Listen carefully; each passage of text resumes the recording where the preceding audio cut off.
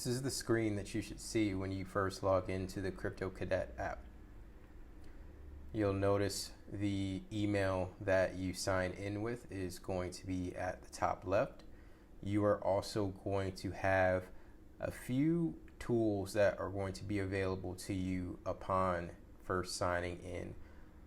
Here you have your dark to light toggle. You have your notifications tab. You have your settings tab, and also your connect wallet button, as well as your log out here. You can also conduct a search in this bar. You can also access the FAQ on the left hand side, but it will do the same thing. It will search the same database for whatever answers that you're looking for. So if you have any questions, you can always start with our FAQ.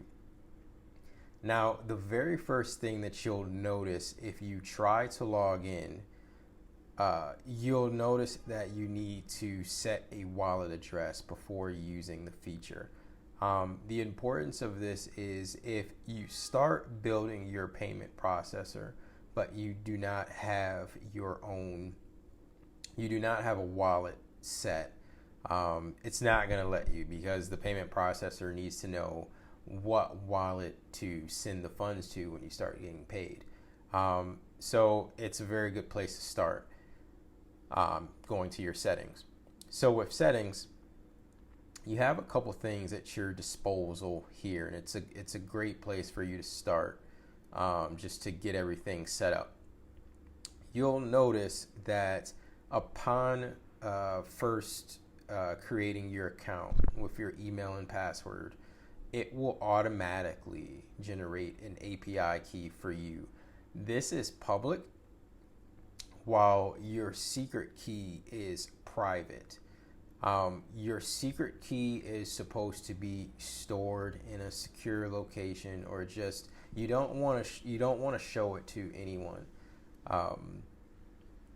Of course, the API key is something public. It's what you input in your CryptoPay buttons in order to basically gain access to the API, and it identifies your particular account, and that's how the system knows who to pay, using this public key. However, the secret key is basically what enables you to do all your admin functions. Your admin functions being stuff like adding affiliates, adding coins to your watch list, upon a bunch of other things, generating a new key if you need to.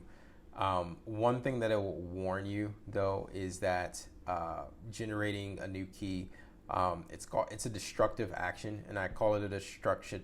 It's called a destructive action because if you regenerate a key, it will go ahead and do that for you. However, you're going to have to replace all of the links. So if you have a store with a bunch of different product IDs, just keep in mind that you're going to have to change that. Okay, so let's jump into how you would enter your wallet address.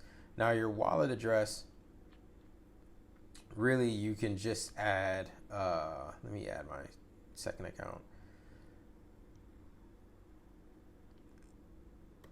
All you're doing is just copy and pasting your wallet address into the fields, update, and if it's successful, it'll say it's updated, now refreshing, and then it's going to take you to the home screen again. And you will know that it's successful.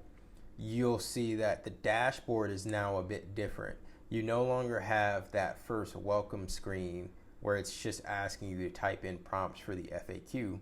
You should see something like no earnings to show, which makes sense because you haven't set up your payment processor yet, among all the other metrics, which are going to say 0 because you haven't done anything yet.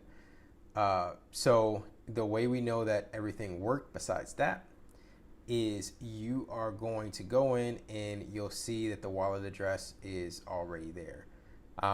Now, when it comes to, if you need to change it, same thing. You would just delete this, and you can update the wallet address. Just understand that whenever you make changes like this, it does have consequences in terms of your setup. So you just want to kind of be mindful and understand what information that you're storing, and what all the different components do.